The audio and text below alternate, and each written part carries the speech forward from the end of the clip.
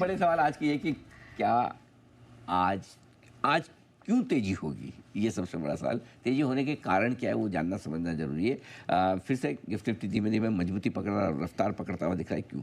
क्या weekly expiry पर Nifty दे सकता है एक ब्रेकआउट, ये दूसरा बड़ा सवाल है। एफआईज और डीआईज की जंग में कौन पड़ेगा भारी? बैंक निफ्टी क्या नया लाइफ हाई फिर से बनाने को है तैयार कल की एक रिकवरी के बाद, और इस रिकवरी में कहाँ करनी है खरीदारी? दिग्गजों में तो आपको बताने की जरूरत नहीं, लेकिन मिड और स्मॉल कैप शेयर कौन से हैं जो कर सकते हैं कमाल, जहां पर आज रहेगा भरपूर एक्शन। और कुछ बेहतरीन सेक्टर्स भी ऐसे हैं हमारे पास जहां पर आज एक्शन बढ़ते हुए दिख सकता है। नेहा जी, ऑलराइट, ये पहला सवाल मुझे बहुत अच्छा लगा। इसमें ये नहीं पूछ रहे क्या आज होगी तेजी, आप बोल रहे क्यों होगी तेजी। तेजी का कॉन्फिडेंस है तो सर रीजन भी बताइए। रीजन बता दूं तो सबसे पहले चलते हैं अमेरिका। भले प्रधानमंत्री लंदन गए, हम चलेंगे पहले अमेरिका। और अमेरिका में कुछ बड़ा काम होता हुआ दिखा है। नंबर 1, S&P 500 एक बार फिर से नया रिकॉर्ड बनाया 6360 के आसपास का, नंबर 1। नेस्डेक यहाँ पर पहली बार 21,000 के ऊपर क्लोजिंग मिली, मतलब ये कि क्लोजिंग हाई नेस्डेक ने फिर से बनाया, कल भी बनाया था, ठीक है। तीसरा, डाउ बिल्कुल केएल राहुल की तरह हाफ सेंचुरी जो मिस हो गई उनकी, लेकिन 3 पॉइंट से रह गया। वैसे डाउ 4 पॉइंट से रह गया लाइफ हाई बना से, but as good as life high records के लिए बाकी। बट नेस्डेक और S&P 500 काफ़ी समय से लाइफ हाई बना रहे थे, डाउ थोड़ा पीछे था। फाइनली आज डाउ ने भी लाइफ हाई ऑलमोस्ट टच कर लिया, 4 पॉइंट बचना कुछ। सो कहने का मतलब ये कि तीनों ही इंडेक्स अमेरिका में गजब की मजबूती में। देखिए ठीक है, हम आजकल अमेरिका की मजबूती को ऐसे डायरेक्टली वन ऑन वन नहीं लेते, देखने सुनने में अच्छा लगता है। हम नहीं तो हमारे भाई सही, ठीक है ना। हम भाई ना भी माने तो हमारी बिरादरी के तो हैं। हाँ, मार्केट तो है कम से कम, कोई भी मार्केट बढ़े हमें अच्छा लगता है, हम तो पॉजिटिव सोचने वाले हैं। तो चलो अमेरिका में तेजी हो रही है, बहुत अच्छी बात है। इसके साथ साथ हमारे काम की चीज़ें कुछ अमेरिका में वो अच्छी हो रही है। डॉलर इंडेक्स देखिए बहुत बढ़िया, लगातार चौथे दिन लाल निशान में और 97 के नीचे आया है। I am loving it. 2 हफ्तों के निचले स्तरों पर ये आपको नजर आएगा। कच्चा तेल 69 के नीचे, वो किसने टारगेट दिया? $60-70 का यूबीएस ने। Very good UBS, thank you. 60 के नीचे का था, 60 तक तो मेरा ही टारगेट है, 1 जनवरी से है। चलो कोई बात नहीं। तो ये कुछ अच्छा। हाँ, मेटल्स मजबूत हो रहे हैं ग्लोबल मार्केट्स में, जिस पर आपको ध्यान रखना है। कॉपर अच्छा चल रहा है, नए रिकॉर्ड पर पहुंचा है अमेरिका में। एलएमए पे भी कॉपर काफ़ी 3 हफ्तों की ऊंचाइयों पर। जिंक बढ़िया चल रहा है। सो मेटल्स थोड़े बेहतर होते हुए दिख रहे हैं। तो कुल मिलाकर अच्छा, और चांदी लाइफ हाई बना चुकी कल हमारे यहाँ। तो काफ़ी कुछ बेहतर होता दिख रहा है ग्लोबल मार्केट्स में। ये तो मार्केट का हाल है, लेकिन खबरें भी जान लीजिए। पहले अमेरिका चलते हैं। नहीं, अमेरिका हम पहुंच ही चुके हैं, खाली खबर बताना बाकी है। ट्रम्प साहब ने बड़े दिनों बाद मुंह खोला है, लेकिन वो ज़्यादा ख़राब नहीं बोला है। चिंता न करें, हमारे लिए तो बिल्कुल भी। कोई भी देश अपना बाज़ार खोलने को अगर तैयार है अमेरिका के लिए तो बहुत बढ़िया, नहीं तो और ज़्यादा टैरिफ लगाऊँ। कुछ नया बोलो यार। इतनी बढ़िया फ़ोटो लगाई है, इतना बढ़िया हमारा सीन बनाया है, इसमें अच्छा जाना चाहिए। बट ठीक है, अच्छा यही है कि ख़राब नहीं बोला। सो बड़े दिनों बाद टैरिफ पे थोड़ा स्टेटमेंट आया। बेसिकली वो कह रहे हैं, मैसेज ये देना चाहते हैं कि करो ना डील, ख़त्म करो, हमें भी बिजनेस करने दो, सिर्फ हमसे कमाओ मत, हमें भी कमाने दो। बात ये सिंपल सी है। इस बीच जो बड़ा डेवलपमेंट ग्लोबल से है वो हमारे लिए, प्रधानमंत्री मोदी पहुंच चुके हैं लंदन, और आज हमारी ब्रिटेन के साथ ऐतिहासिक फ्री ट्रेड डील साइन होने जा रही है, जिसमें हमें फ़ायदा होगा। किसमें? लेबर ओरिएंटेड सेक्टर्स में, टेक्सटाइल, लेदर, इंजीनियरिंग गुड्स, इसका एक्सपोर्ट हमारे यहाँ से बढ़ेगा। और अमीरों के शौक वाले कुछ ऐसे प्रोडक्ट्स हैं जो यहाँ पर आते हुए दिखेंगे, ब्रिटेन को उससे फ़ायदा होगा। लीकर, महंगी कारें, समझ तो गए होंगे आप। ये हमारे यहाँ आती हुई दिखेगी, इनके लिए बाज़ार ज़्यादा खुलता हुआ दिखा। और टू सम एक्सटेंट आपके हमारे सबके काम के मेडिकल इक्विपमेंट्स जो हम लंदन से, ब्रिटेन से इंपोर्ट कर सकते हैं, ये है।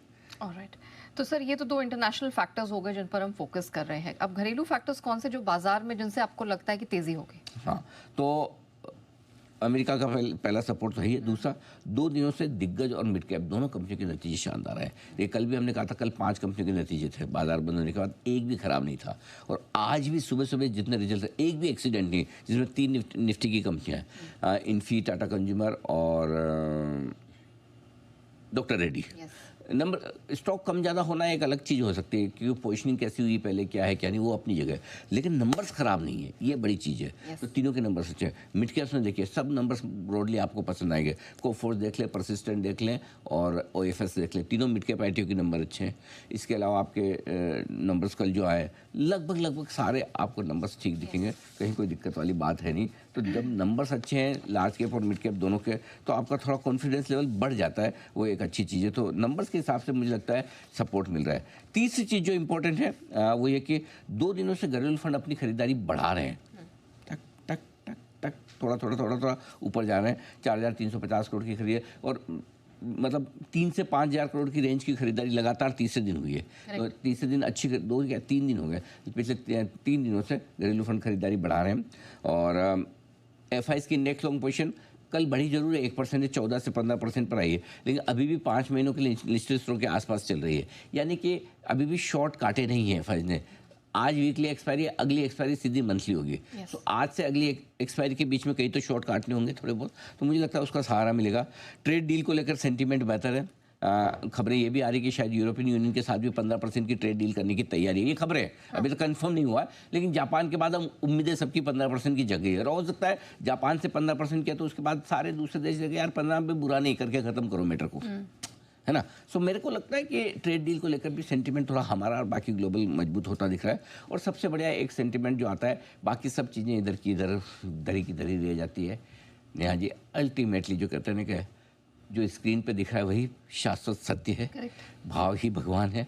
और अगर आप दिन की ऊंचाइयों पर जाकर बंद हो, पूरी की पूरी रिकवरी आपकी स्क्रीन पर बने और ट्रेडिंग रेंज के हायर एंड पर जाकर बंद हो, तो कॉन्फिडेंस लेवल थोड़ा अलग होता है। जो कल हमें मिला है, एक वो बूस्टर इंजेक्शन तो मिला है कि अच्छी क्लोजिंग के लिए बाजार तैयार हो। और सबसे बड़ी बात है, अच्छी क्लोजिंग के बाद 3 नतीजे आपके खराब भी आ सकते थे आज, Infy, Tata consumer, doctor Reddy, और वो मूड माहौल ख़राब भी कर सकते हैं। लेकिन आज फिर से एक एफआईज की थोड़ी बिकवाली छोड़ दे, वो भी कैश में ज़्यादा है, इंडेक्स स्टॉक फ्यूचर्स मिला के देखेंगे तो कम हो जाती है।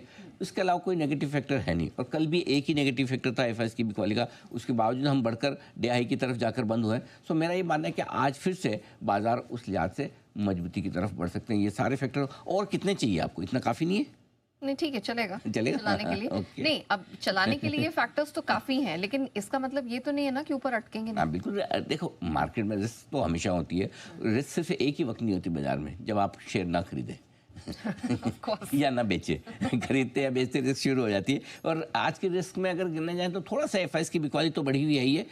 नेट भली थोड़ी कम बेची हो 2200 करोड़, लेकिन 4200 करोड़ की कल कैश में बिकवाली है, एक वो है। इसीलिए ट्रेडिंग रेंज के ऊपर के सिरे पर जाकर बार बार अटकते हैं। आज भी फिर एक अटेम्प्ट करेंगे, और हमेशा जब सिरे के ऊपर की तरफ जाते हैं तो लगता है ऐसा कि माहौल ठीक है, अब की बार ट्रेडिंग रेंज पार, ठीक है, लेकिन अटक जाते हैं। तो आज भी फिर से लिटमस टेस्ट है। और अगर कोई और दिन होता तो मैं कह भी देता आपको कि पक्का निकल जाएंगे बाहर, आज सब ठीक है मामला।